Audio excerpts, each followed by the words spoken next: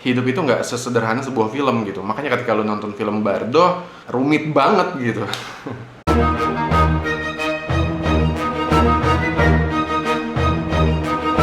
Halo semua, balik lagi di review film. Kali ini gue mau ngebahas sebuah film yang judulnya agak lumayan panjang. Judulnya nih Bardo False Chronicles of a Handful of Truths, yang ditulis dan disutradari oleh Alejandro González Iñárritu. Seperti yang kebanyakan lu udah tahu semua bahwa Iñárritu ini sebelumnya udah pernah nulis film Birdman, The Revenant, Amores Perros, dan masih banyak lagi. Di awal nonton film Bardo, gue kira nih film adalah sebuah lanjutan atau sequel dari film Birdman yang dirilis tahun 2014, karena di openingnya tuh gue dikasih lihat ada sebuah adegan bayangan seorang manusia yang mencoba untuk terbang gitu. Tapi ternyata bukan gitu. Ini adalah sebuah film baru dari Iñárritu yang mungkin gak ada hubungannya sama sekali sama Birdman gitu. Anyway, kesamaan antara Bardo dan Birdman sih menurut gue kesamaannya cuma satu ya.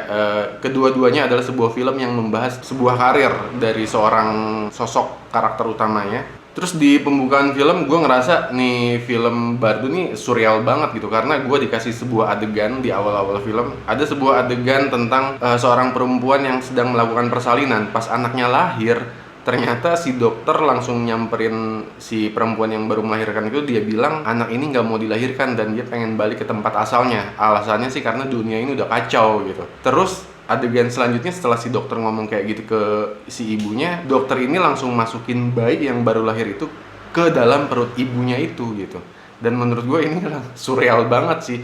Jadi Iñárritu tuh dari awal film emang udah negesin bahwa lu bakal nonton film khususnya yang ini surreal banget, dan lu mungkin nggak akan bisa menemukan logika-logika yang biasa lu temuin di film-film pada umumnya. Tapi anyway, setelah gue nonton film ini sampai habis, ternyata adegan-adegan surreal, dan banyak banget ya adegan surreal yang ada di film Bardo ini. Hal itu sebenarnya cuman gayanya Iñárritu aja di film ini untuk menyampaikan pesan kepada penonton, cuman gayanya aja dibikin surreal gitu. Terus kalau lu nonton film ini sampai habis, lu pasti akan menemukan hal-hal yang aneh, hal-hal yang menurut lu di luar nalar, ya pokoknya surreal lah ya. Kayak misalkan ada kereta yang dipenuhi sama air dan ikan, terus ada rumah yang lantainya berpasir, dan masih banyak banget adegan-adegan surreal lainnya.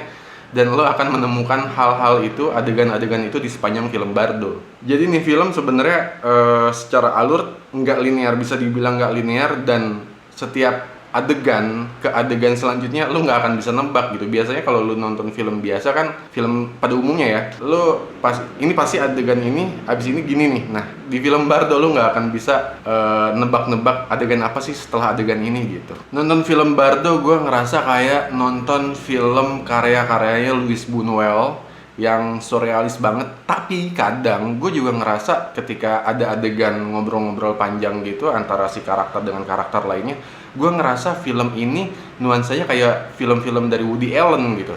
Terus ada beberapa adegan-adegan yang apa ya bahasanya ya, touching gitu ya, nyentuh hati banget. Di situ gue ngerasa ada nuansa karya-karyanya Terrence Malick di film Iñárritu ini. Terus dari the whole story ya, the whole adegan gitu ya, gue juga kadang merasa film ini ada rasa-rasanya dari karya-karya Largos Lanthimos gitu, yang biasa juga bikin film-film yang surreal banget. Jadi intinya film Bardo ini mixed feeling banget lah. Mungkin gue ngerasa Iñárritu nih di film Bardo ini pengen kayak semacam mengcombine semua nuansa-nuansa film ke dalam satu ramuan yang akhirnya dia rilis dengan judul Bardo ya. Makanya ketika gue nonton film ini sampai habis, gue ngerasa sepanjang film gue nonton, wah ini Terrence Malick banget, oh ini Woody Allen banget, oh ini gini-gini.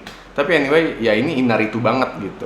Kalau ngebahas film ini tentang apa, tentunya ini adalah sebuah film tentang karakter utama kita yang punya karir yang melejit. Ya, dia adalah seorang pembuat film dokumenter yang sedang akan mendapatkan award atau penghargaan, dan dia juga dikelilingi oleh sebuah keluarga dengan 2 orang anak yang terlihat demokratis tapi tetap sayang sama tokoh utamanya gitu, sama si bapak ini. Anyway, film ini menurut gue sih pengen bilang ke penonton ya, menurut gue aja ya, penafsiran gue adalah film ini pengen bilang kalau semua bahwa hidup itu nggak sesederhana sebuah film gitu. Makanya ketika lu nonton film Bardo, rumit banget gitu. Terus pas gue selesai nonton film ini ya, di tengah perjalanan gue nonton film ini dan setelah nontonnya juga gue ngerasa kayak gue melihat tokoh utama ini kayak semacam mewakili sosok Inaritu sendiri gitu, si direkturnya sendiri gitu. Karena gue melihat ini kan sebuah film tentang penghargaan, tentang sebuah karya, tentang karir, tentang Amerika, tentang berbagai hal yang memang Inaritu banget gitu kalau misalkan gue mau sok tahu ya. Tapi ya itu yang gue rasakan ketika gue menonton film Bardo ini. Kesimpulan dari gue adalah ini sebuah film yang sangat menarik untuk ditonton ya. Pertama karena gue emang suka karya-karyanya Inaritu, dan kedua gue suka film yang dibuat atau diproduksi sama Inaritu ini merupakan sebuah film yang menurut gue baru banget, walaupun nggak baru-baru banget ya, karena Inaritu kan pernah bikin Birdman yang surreal juga sebenarnya. Terus yang ketiga karena ini adalah sebuah genre yang gue suka gitu, ada dramanya, ada komedinya, ada surrealnya juga gitu. Terus kalau pertanyaannya film ini buat siapa, menurut gue film ini bukan buat semua orang sih, karena ada mungkin beberapa di antara lo, di antara kita yang ketika memutuskan untuk nonton film Bardo, ada beberapa yang memutuskan untuk kayaknya gue nggak lanjut nonton ini deh. Atau ada juga mungkin yang pengen ngelanjutin film Bardo sampai habis gitu. Pertanyaannya kenapa ada beberapa orang yang akhirnya ketika nonton film Bardo dan di tengah jalan dia langsung udahan, nggak kuat nonton gitu ya. Bukan karena gore, bukan karena apa, tapi lebih ke kayak nggak into aja sama ceritanya gitu. Untuk beberapa orang ya, tapi kalau misalkan, gue nggak tahu kalau misalkan lo semua suka dengan film-film dengan genre yang surreal ini, ya pasti lo bakal nonton sampai habis. Tapi buat gue ini menarik banget, dan buat lo juga mungkin menjadi sebuah experience baru gitu ketika lo nonton film Bardo ini sampai habis. Overall film ini gue kasih rating 8 dari 10. Tentang story-nya yang penuh makna dan imajinatif banget malah imajinatifnya. Terus tentang directing-nya yang semua karakternya terasa real banget, walaupun dibalut sama adegan-adegan yang surreal, tapi tidak tidak membuat karakter-karakter di dalam film ini jadi aneh gitu. Dan satu lagi sinematografi dari Darius Khondji yang bikin lo ngelihat dunia itu luas banget gitu dengan gayanya dia gitu. Mungkin segitu aja dari gua.